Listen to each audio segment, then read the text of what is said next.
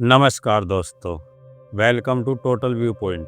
क्या आपने कभी सोचा है कि किसी देश की अर्थव्यवस्था कितनी मजबूत है? यह कैसे मापी जाती है?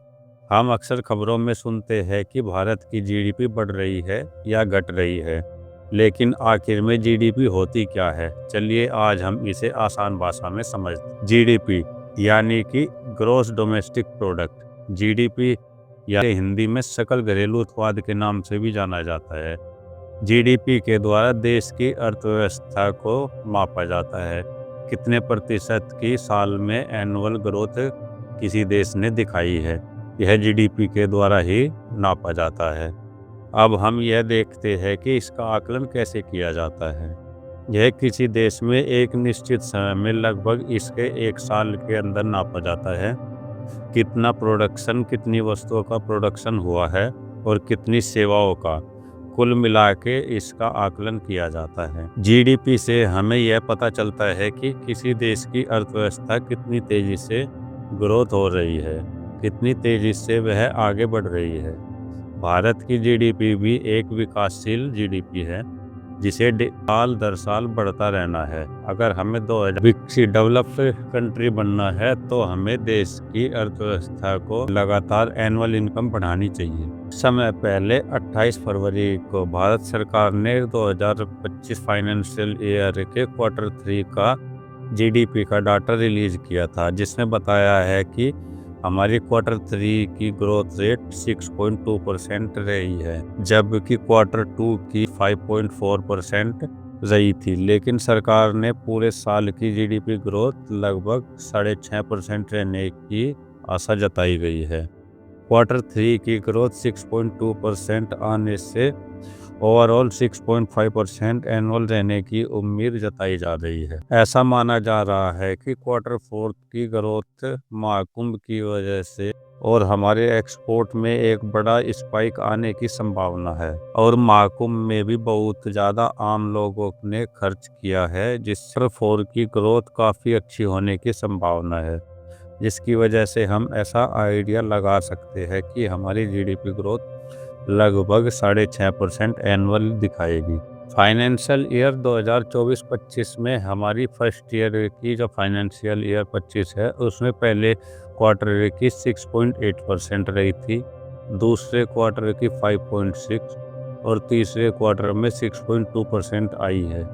एक साल में 4 क्वार्टर हो जो यहाँ पर दर्शाए जा रहे हैं, आपको पता ही होगा। क्वार्टर 4 का डाटा आने के बाद किसी देश की लगभग एवरेज ग्रोथ रेट पता की जाती है कि वह साल में कितने प्रतिशत एवरेज ग्रोथ। अगर हम पिछले 4 साल का डाटा देखें तो सबसे कम ग्रोथ लगभग 2024-25 फाइनेंशियल ईयर में आने की उम्मीद है।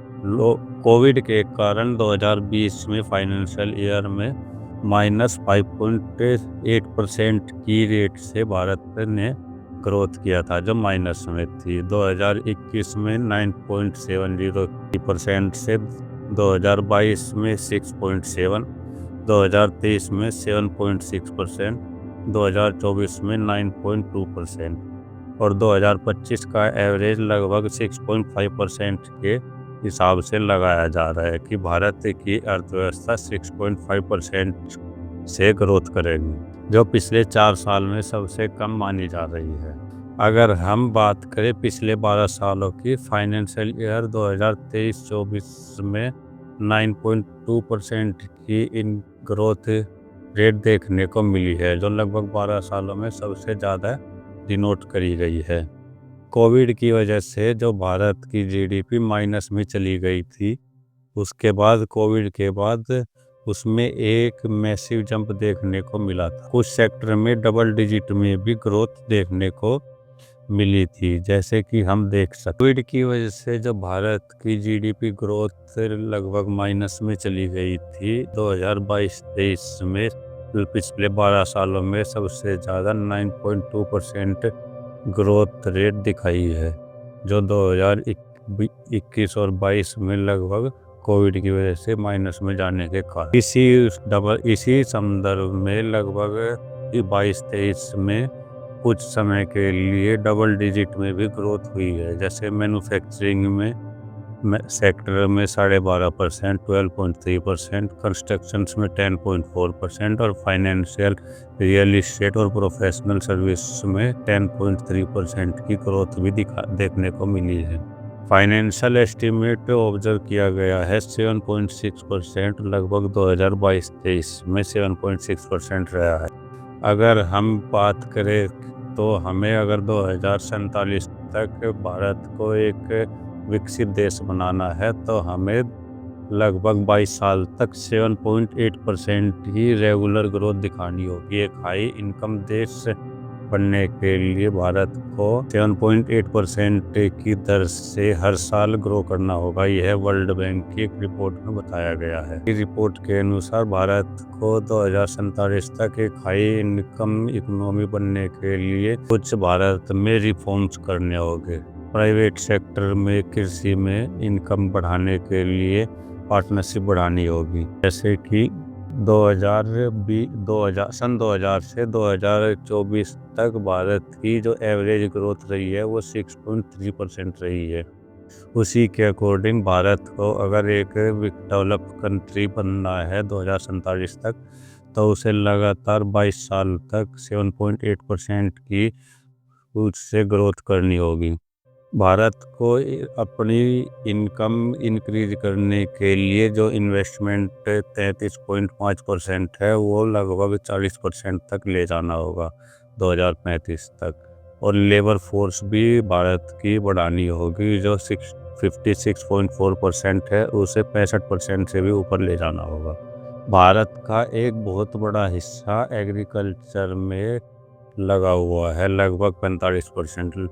भारत में 45% कृषि में लगे होने के कारण लोगों को labour force, capital, more productivity sector में लाना होगा।